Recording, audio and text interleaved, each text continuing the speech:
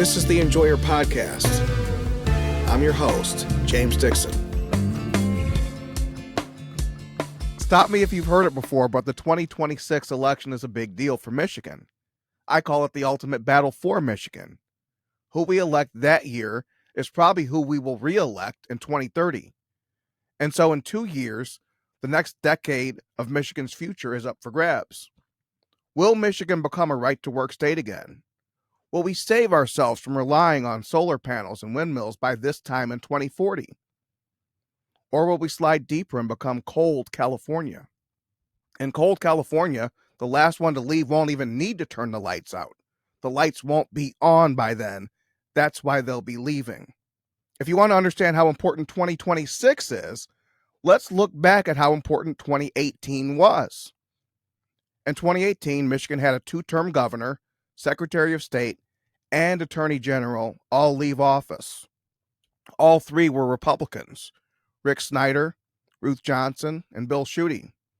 All 3 of those seats came up in 2018, and Democrats won all 3.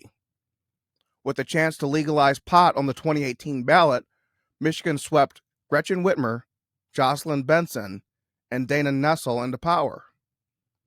In a sense, 2018 was a walking trans flag in Michigan, a blue wave and a pink wave carried out by white women. And Michigan has suffered for it.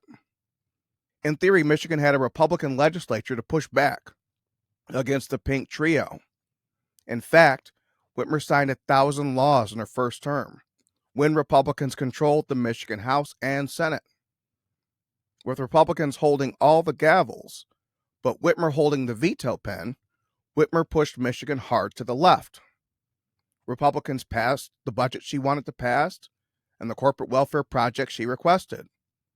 Republicans were an echo of the Whitmer administration. They were not a safe harbor for free people. They were Republicans for Whitmer, and they offered her rubber stamps rather than pushback. And so after 4 years of watching Republicans do Whitmer's bidding, Michigan decided in 2022, hell, why not just let Democrats run everything? Well, that went worse than anyone could have ever imagined. It took just 2 years of the Democrats having power to remember why they had not controlled the legislature in 40 years. They're not any damn good at it. And so if Republicans failed in their duty of pushback and oversight of Whitmer, the Democrats, including Whitmer, failed in their duty to be stewards of our state.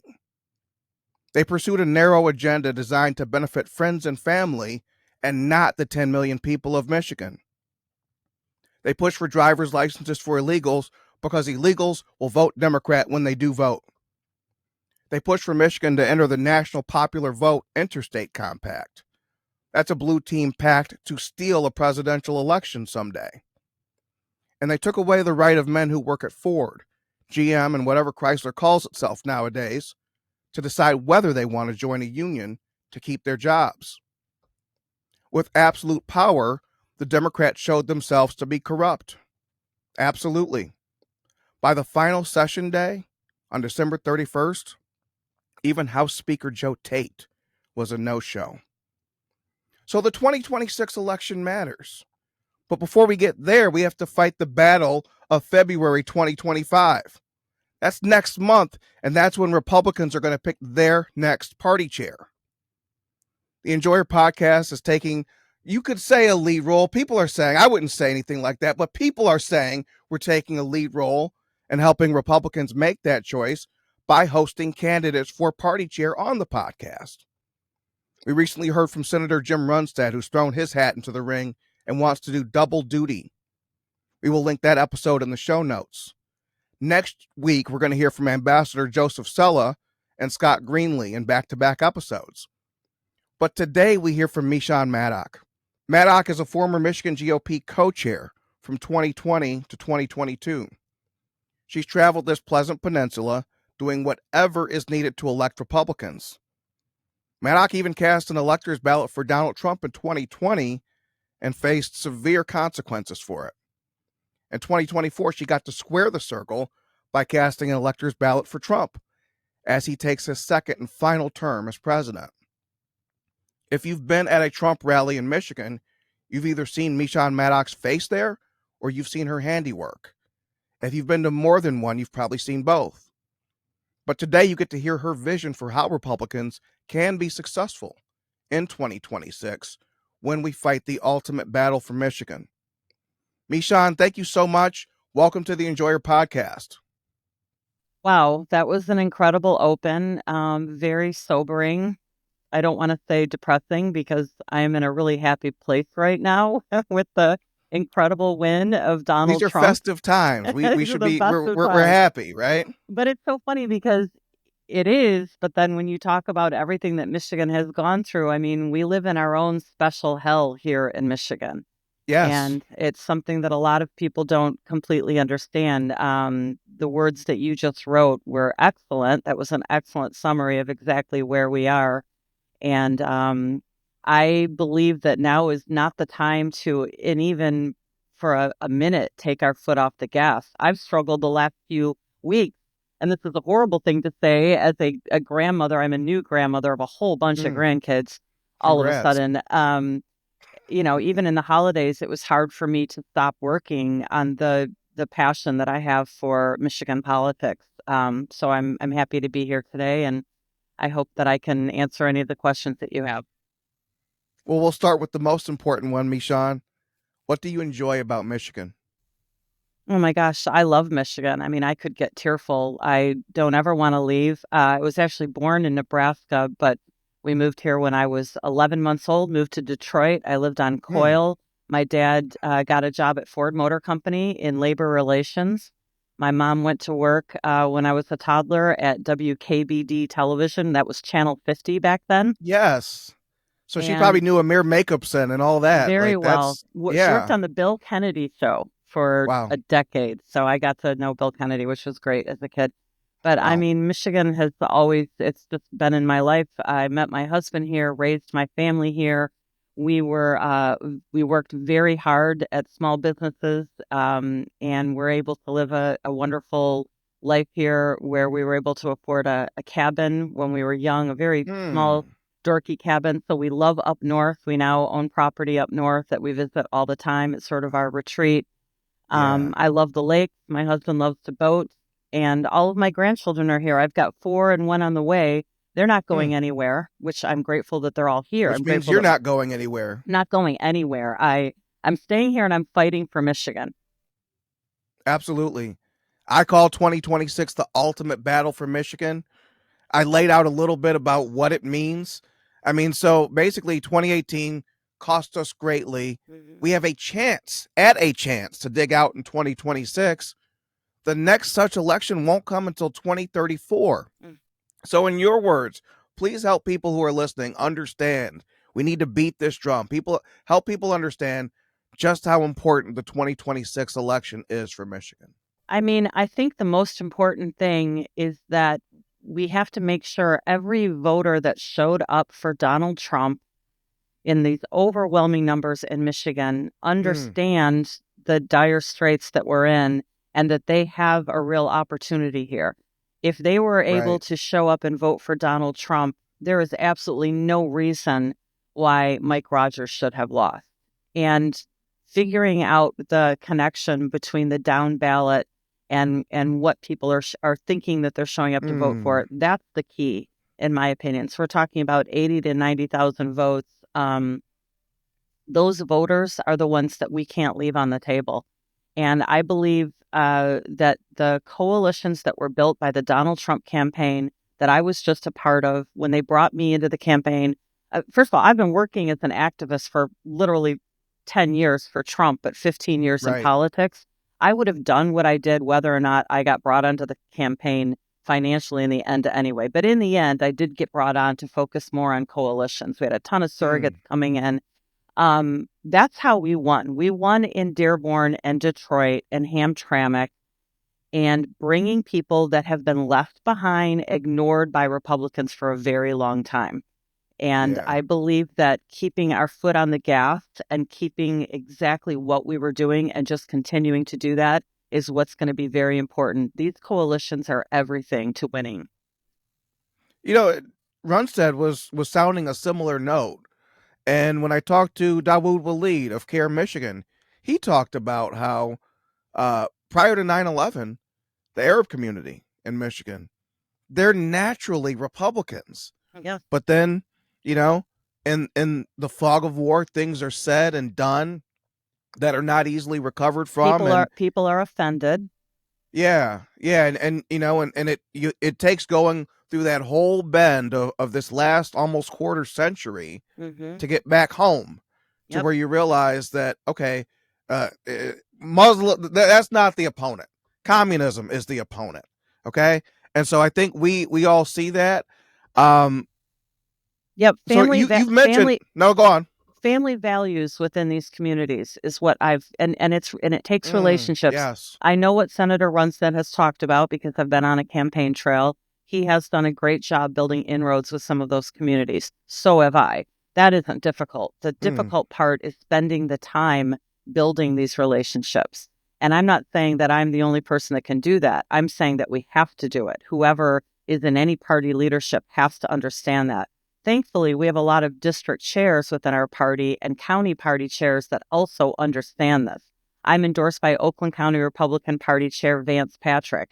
Vance did an incredible job. He did something that no Oakland County Party Chair has ever done before. He cared about Royal Oak and Berkeley. He actually helped open the office in Hamtramck.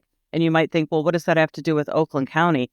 One thing I can tell you that I've learned being married to somebody that is an elected official, and you have to remember, we were activists for a decade before my husband was ever elected. So I have a different perspective on a lot of it. And where you represent, I know it's important to your constituents. But the truth is, you've learned this just from watching this last cycle and watching this, oh my gosh, the horror that was just inflicted on us in this lame duck. It doesn't matter where your representative is from. They are advocates for all of Michigan. They fight for all of Michigan. And I believe our party leaders need to do the same thing. Our district chairs and our county chairs, they need to be fighting for every vote in Michigan, not just their little piece of pie. Absolutely. So you mentioned it, part of it, coalition builder, the tireless work ethic. What are some traits, regardless of who wins, what are some traits we need from the next chair that we can hold feet to fire if we don't see them? Well, personally, I believe that an America First attitude is absolutely needed this cycle.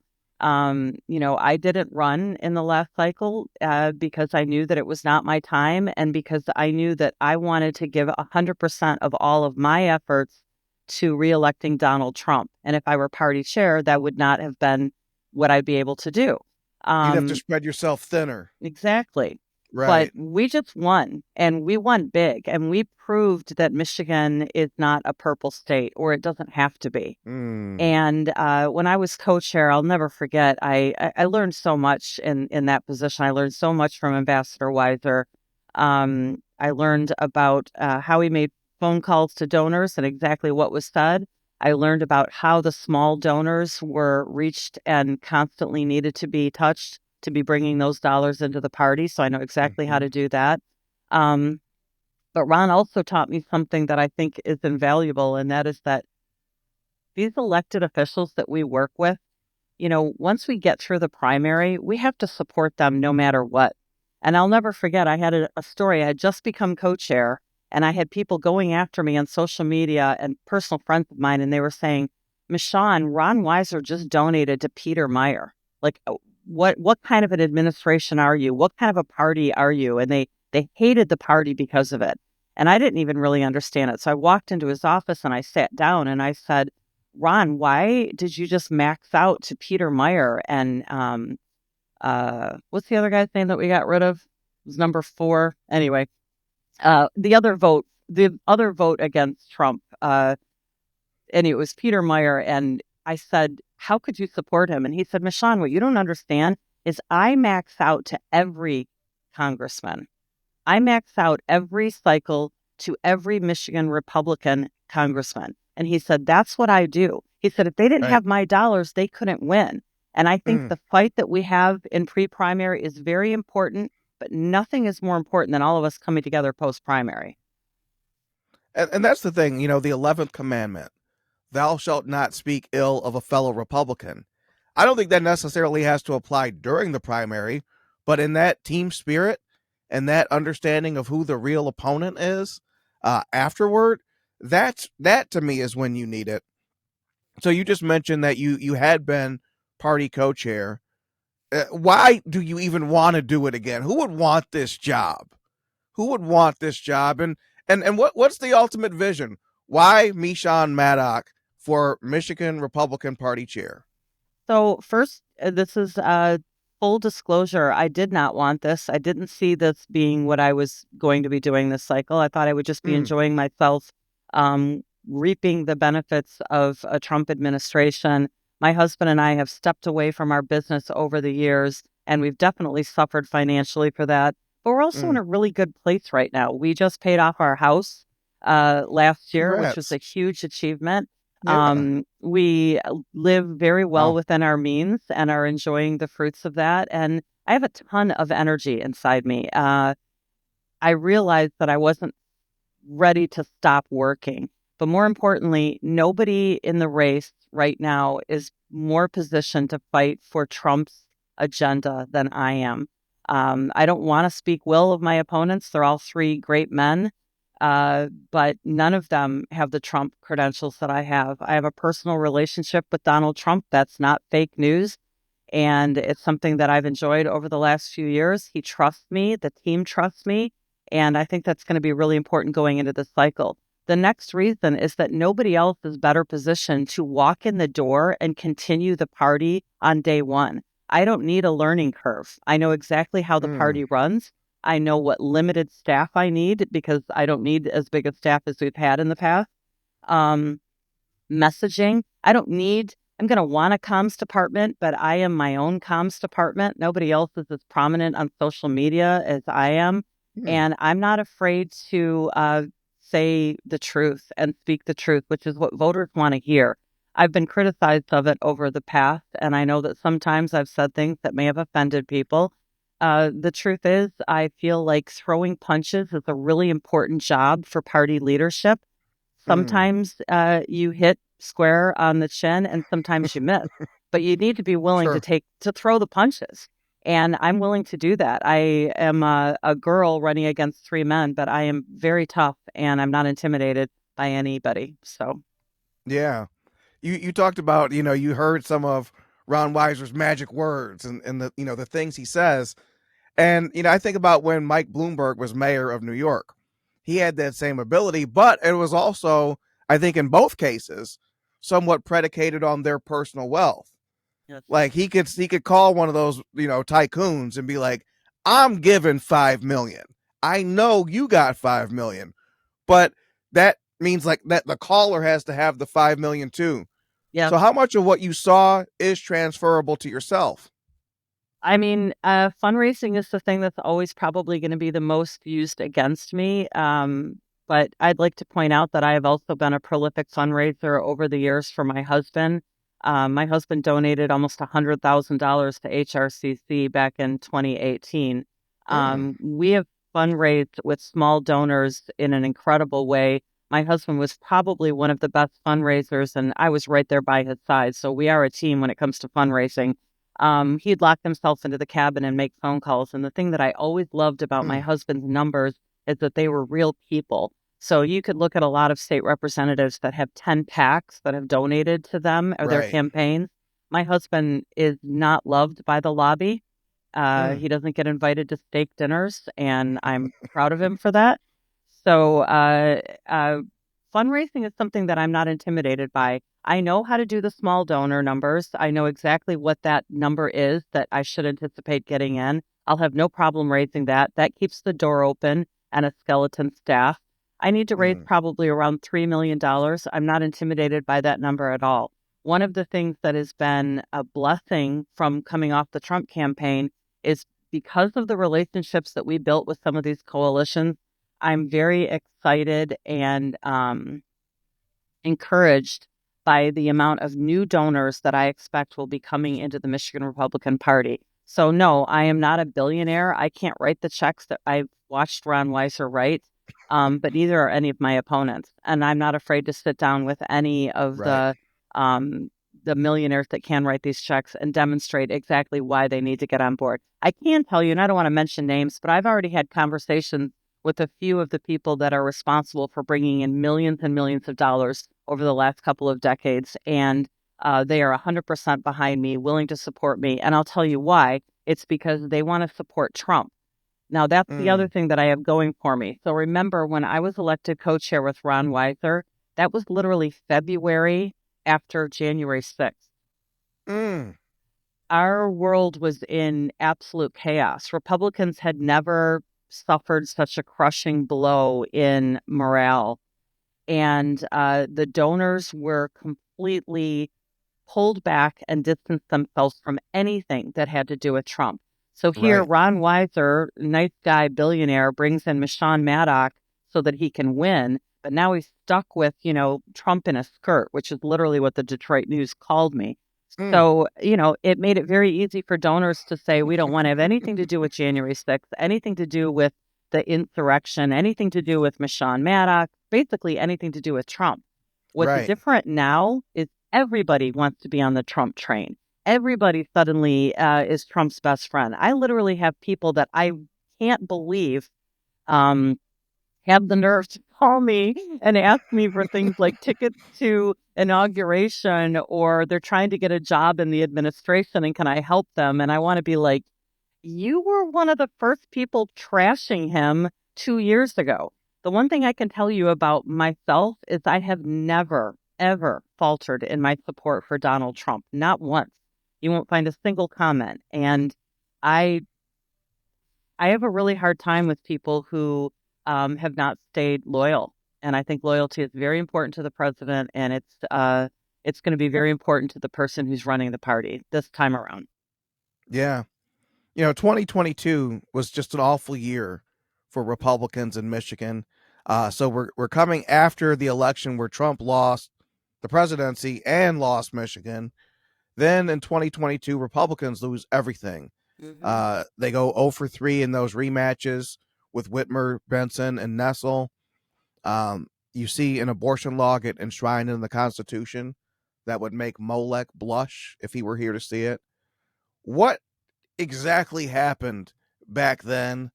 What have you learned from those struggles, those bad old days? Yeah, I mean, you just nailed it. It was the props that killed us. We all saw it coming. We knew it was there, and it washed over us in a very painful way. Again, it's voter apathy. It's people not understanding what there is to lose.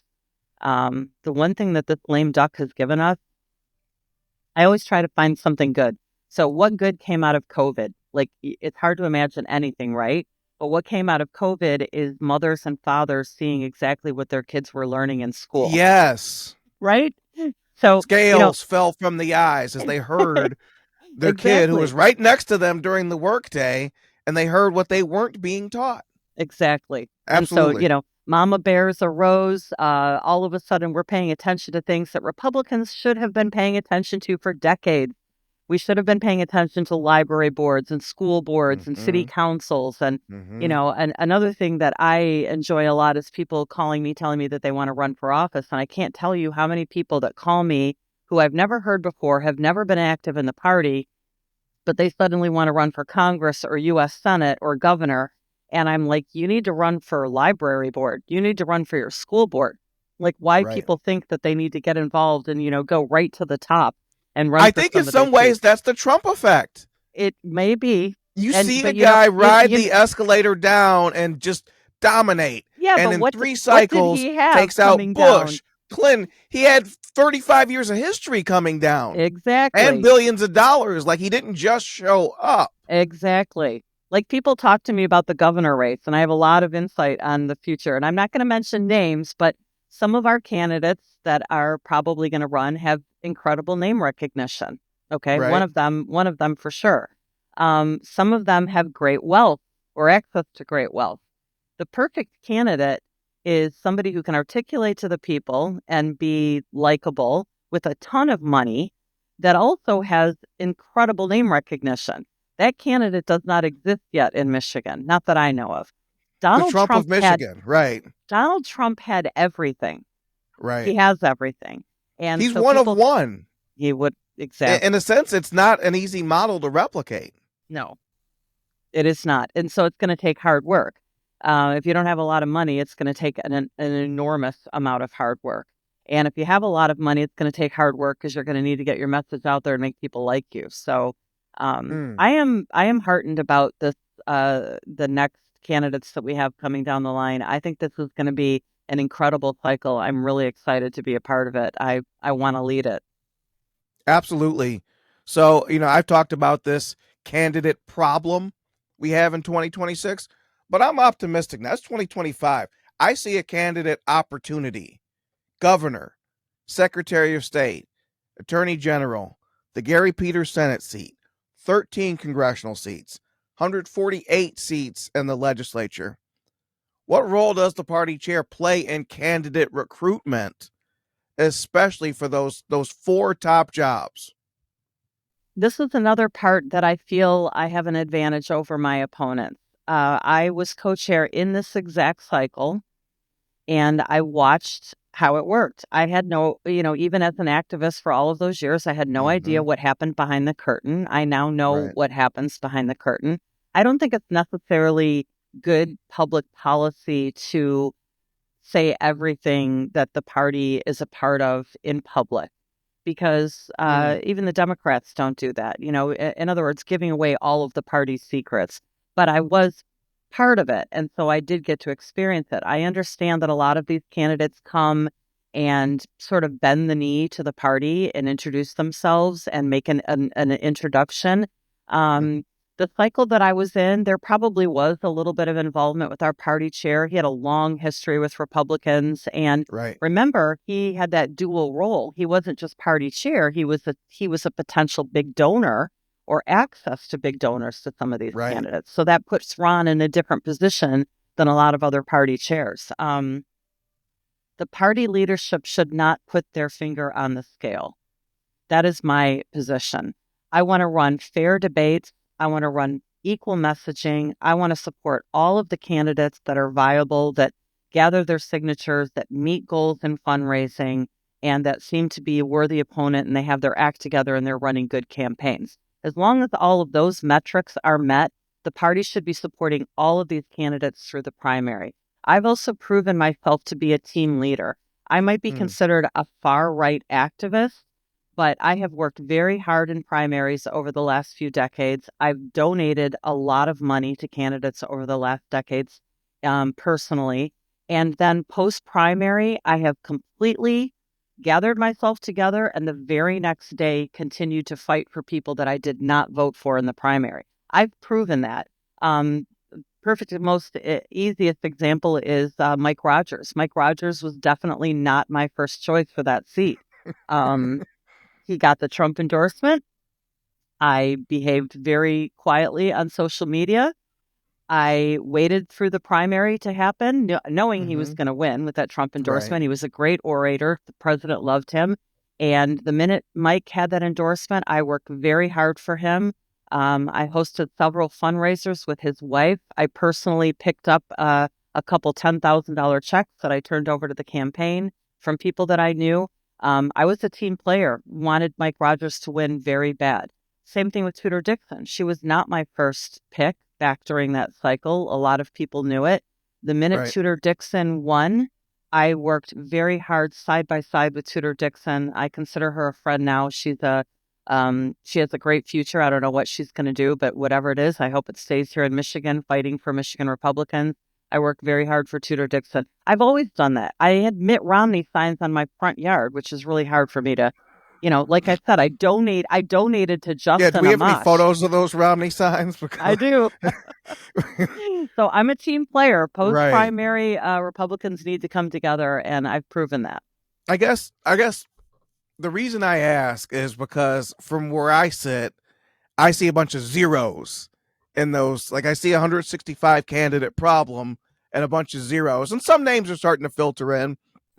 So it's not necessarily that anyone would want the chair to favor a particular candidate, but more at the floor level to make sure we have enough candidates Is that appropriate? Oh, and it's absolutely working with the House and the Senate is very important. My husband and I have a great relationship with Eric Nesbitt and now Matt Hall. My husband, the two Matts, I watched them texting. We were very proud of how Eric and Matt just navigated through the nightmare of lame duck. They did an incredible job. I'm excited to see how Speaker-elect Hall will lead, because I think that was sort of the litmus test for him. And I think Right. he passed. I think he did a great job. And so we're all kind of excited to see this new leader in Matt Hall now with a majority. So I want to be a part of that also. Working very close with them on recruitment and getting good candidates through, I think is very important for the party chair. So I expect to maintain that relationship with them. Yeah. Over at the Detroit Free Press, my friend Andrea Bitely, she argued in a column last year that the Trump era was bad for Republicans in Michigan. She cited this pink wave of 2018. What she forgot to mention is that in 2018, Donald Trump's name didn't appear anywhere on the ballot, but her boss, Bill Schuette, his name did appear at the top of the ballot, running against Whitmer in a losing effort. So now we've had Trump, his name on the ballot 3 times, 2 wins, just helped flip the Michigan House back to Republicans. The years when he's been involved in politics but not on the ballot himself haven't gone as well. In the final analysis, what was the Trump effect on Michigan? I mean, we have watched the woke movement destroy families, separate people. We've watched it hurt children here in Michigan. It's more than Trump. The left has become so radicalized and has revealed themselves so well in this last few years as evil, truly evil, as communist, as a party that wants to separate families, kill babies, and make people slaves to their government. And I think that, coupled with Trump, was the Trump effect in 2024. But they aren't stopping. You'll notice what they just did to us in the last few weeks leading up. They just gave us so much ammunition about what is in their hearts, about what they want for Michigan. They don't have any self-control or No, emotional discipline. no. And I mean, they couldn't even get it together to further ruin Michigan. No, they are in absolute disarray. You know, people want to say the Michigan Republican Party is in chaos, and we are a little messed up. But I believe that I understand all of the factions within the party. I've been both sides of the party. I've been an activist who shook my fist at party leadership and said the rules are not fair. You're cheating. You're not allowing minority voice to be heard. And then I've also been on the other side where people were shaking their fist and calling me the establishment. And I thought, you know, my rules are fair. What we're doing is fair. Why are you complaining? So I feel like I have a unique perspective of the party. I definitely have a perspective that my opponents do not have. I have been a delegate since 2007. I've been a district chair. I have been a national delegate. I've been a national elector. I've served very closely with a couple of county chairs. I've helped become a kingmaker for a couple of county chairs. And then I went on to be co-chair. There isn't any role within the Michigan Republican Party that I haven't had a part of. And it was honestly my husband sort of pointing that out to me when we were having the final discussion about whether or not I was going to do this. I'm like, I don't know very many people that have the experience that I have. It's kind of crazy because it's happened so fast. I went from being a housewife just listening to my husband complaining about the party, and I started showing up once my kids were older, and the next thing I knew, I found my own voice. Wow. But I have a ton of experience within the party, and I think that this cycle, that's going to be very important. You know, I'm also somebody capable of picking up the phone and calling Ron Weiser and calling Bobby Shostak and calling Terry Lindland. I know the leaders that have led in our party, and I can call them and say, I need advice. I need help. I'm also not too proud to think that I know everything. I don't expect to. I don't think the chair should. I think it needs to be somebody that runs very orderly meetings, that herds all of the different factions together, listens to all of them, make sure that the minority voice is heard, but then in the end, close discussion and bring the majority to a vote. That's what the party leader is really supposed to do. I want to empower county party leadership to do more, congressional district leadership to do more. It shouldn't just be about a party chair. Right. Now that you have experienced it on both sides, you ever get back with any of those people that you wave fists at and say, hey, I get it. You were doing your best, man, and I mean, get it now. I was on the phone this morning with people that I have been at war with. I am a perfect example of somebody who is willing to work with absolutely anybody. So I have been on opposite sides with people and then come together very feverishly. So, and that's needed. Some of the messaging coming out of like one of my opponents is that the party is in chaos and everything needs to be restructured and everything needs to be taken apart. That is absolutely not true. The party is in a really good place right now. Chairman Hoekstra picked up pieces at a difficult time and did a very good job. I just want to step in there. I'm not saying I'm going to duplicate everything Chairman Hoekstra did. I want to be more communicative. I want to do more comms in general, more attacking against the woke liberal policies of the Democrats coming right from myself. But I feel like I have the ability to do that right now. I don't need to, I guess what I'm trying to say, I think I've said it already, is I won't need to walk in the door and learn anything. And for people that need to step in and learn how the party works, that means your staff is running the party. That means, bureaucrats are running the party. I don't need that. I understand what needs to be done right away. So it's kind of a similar argument to Trump that, hey, when I went to the swamp, I didn't fully know all the players, but, now I know the game. So, but yeah, in 2026, much like 2018, Trump's name's not on the ballot. How do Michigan Republicans win without Trump? We're going to have to expose the Democrats for what they are, and we're going to have the best candidates. So it's those two things. And then the trifecta would be enough dollars to do all of that. So I think the next party leadership needs to plan on raising somewhere around $3 million. Small donors will still continue to be somewhere around $200,000 to $500,000 coming in. And once we have those dollars secured, having great candidates with a really strong America First message, good campaigning, which is something else I've been a part of. I've run every single type of campaign there is. This is another thing that's going to be interesting, but I'm working on numbers right now that I think are surprising. So my husband and I are not wealthy people. I consider us pretty well off for our business, Right. but we are by no means wealthy people. But I had somebody pull the numbers because I was interested when you have people talking about donors all the time, donors. Well, also, what have you sacrificed? What have you given to the party? I think that's an important factor for somebody who's looking to lead the party. So I had somebody pull up the donor numbers of some of my opponents, some of the people that are running against me.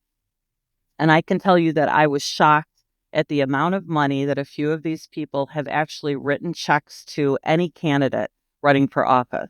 And so then I asked somebody to pull just my name. And I can tell you that in the last 20 years, I've personally, so this isn't even including my husband, donated almost $100,000 to Republican candidates alone.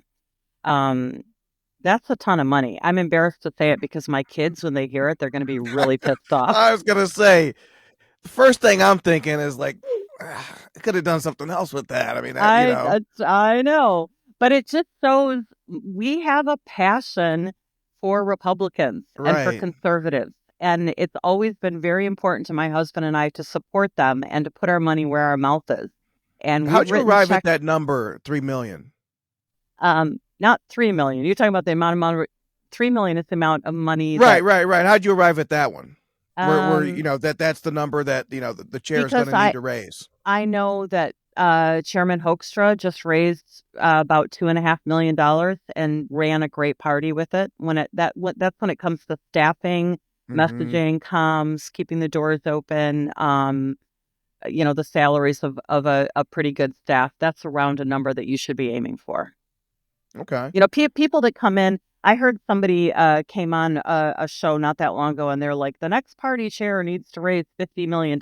That's not true. There's a ton of money that are going to come into our party. It's not the money that we raise. It's pass-through money. And another thing Right. that Republicans have sucked at, and I am going to be putting more about this out, but we need to get better about embracing all of the external organizations that help the party.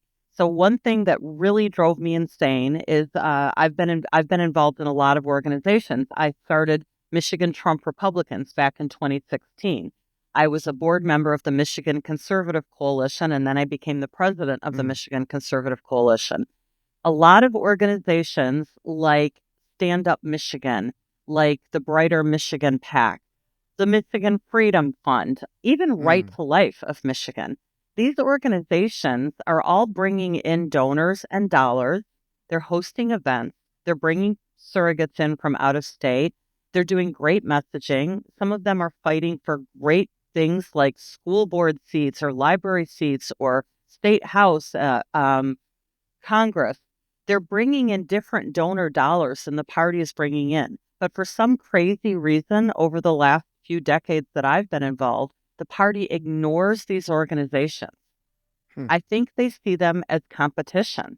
I think they even are adversarial with them sometimes. That's all completely going to end with me. Why? I know I'm Why the would only. they be?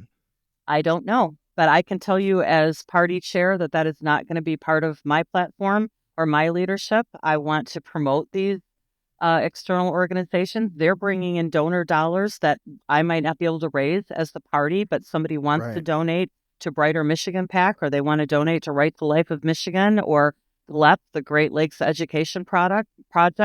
These organizations bring in donors that the party won't, but all of us should be working together. And we hosted huge events where we brought in Dinesh D'Souza and Candace Owens and Diamond and Silk and all these great events when I was part of the Michigan Conservative Coalition. And we needed to sell tickets desperately to make it work.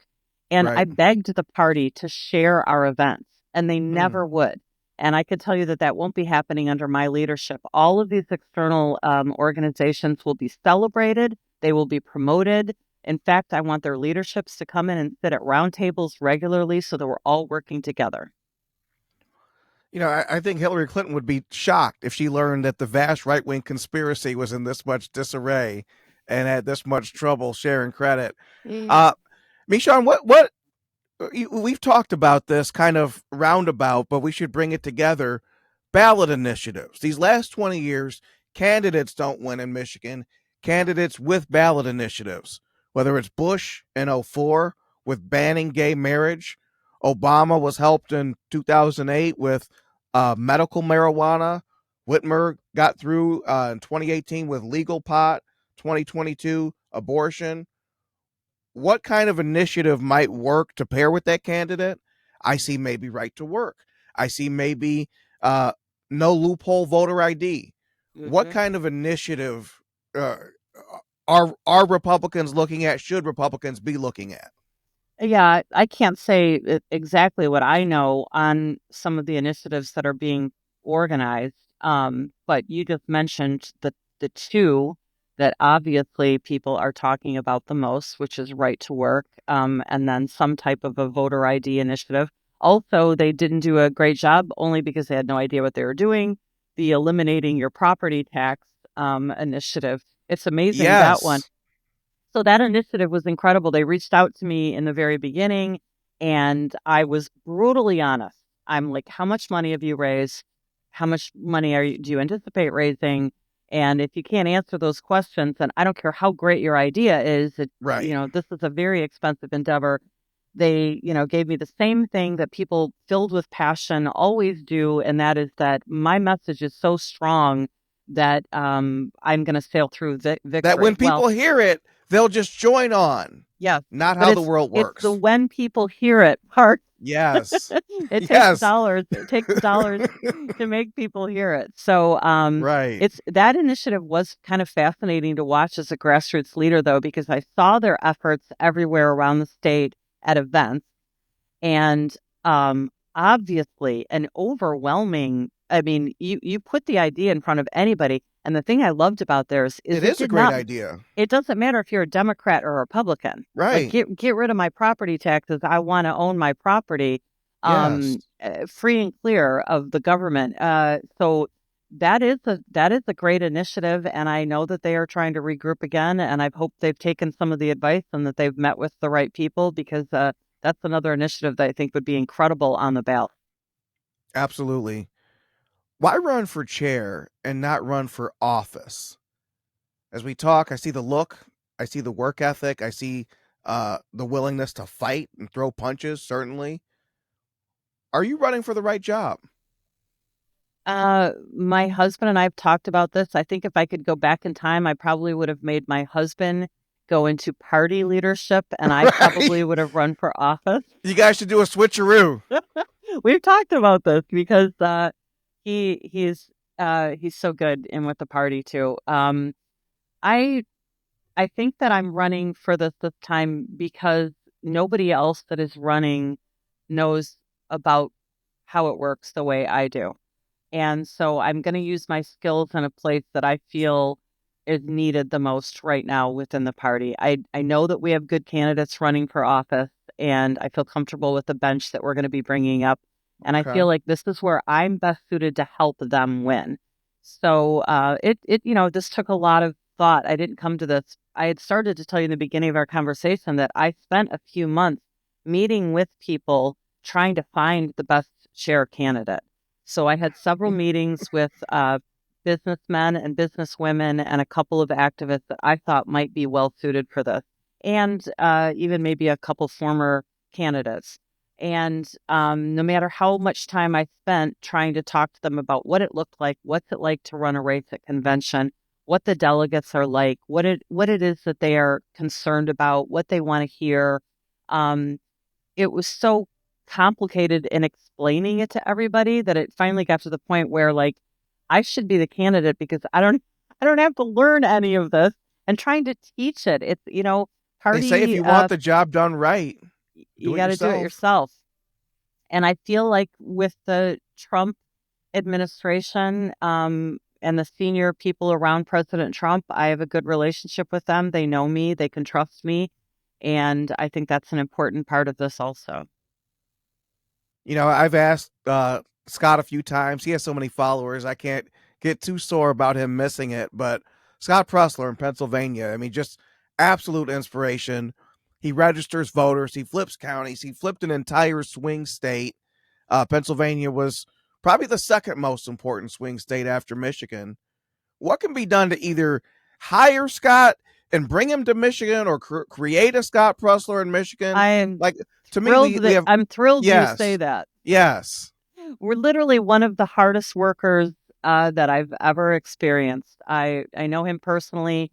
We actually brought him into a Grand Rapids event, and I don't think he'll mind me telling you this because I know he said it publicly, but we met with him in the lobby. He was supposed to be speaking that night, and he sat down. His face was burning red. He had a fever of like 104. He's got to get his health buttoned up. Yes, he was sick, and we had to cancel that event last minute. We had a ton of people coming, but I've been with him since then, just in this last campaign cycle a couple of times. He's an incredible resource. I wish we could duplicate him. We did organize a Truck Joe Biden event with him, and we were using truck stops in Michigan. They were all scheduled for right after the convention. And then of course, Joe Biden drops out. We have Kamala. So a lot of the messaging changed. I look forward to working with Scott Pressler in Michigan, 100%. I have a great relationship with him, and no matter whose party chair, Scott will be here in Michigan helping. But you're right, we need to duplicate him is what we need. That's the thing. We need a Scott Pressler of Michigan. Mm-hmm. We'll get you out of here on this one. Does Meshawn mean anything, or is there a family story behind your name? I can't say I've met many. Can't say I've met any Meshawns before. Well, people always think I'm black until they meet me, and then they're always like, "Oh." Are you black? Can we break news on the Enjoyer podcast? I'm black on the inside. Okay, so fair enough. My mom and my dad lived on an Indian reservation after they moved out of Nebraska, and My dad was a social worker on an Indian reservation in Arizona, and the Indian chief's name was Eddie Meshawn, and he was very helpful to my mom and dad. My mom was only 19 years old. She was 17 when she married my dad, and so they named me after the Indian chief, Eddie Meshawn. And my name is pronounced Meshawn, but Trump calls me Meshawn, so that's totally acceptable if you want to say Meshawn. I love it. Well, Meshawn, I really appreciate you taking the time. This has been just a great conversation. And where can people find more about yourself, about your candidacy? MeshawnForChair.com. Or you can follow me on Facebook, Meshawn Maddock, or on Twitter. Please follow me on Twitter. It's a lot of fun. Meshawn Maddock. So I appreciate you. Thank you so much for having me on. Absolutely. God bless. Thank you so much. God bless. Goodbye.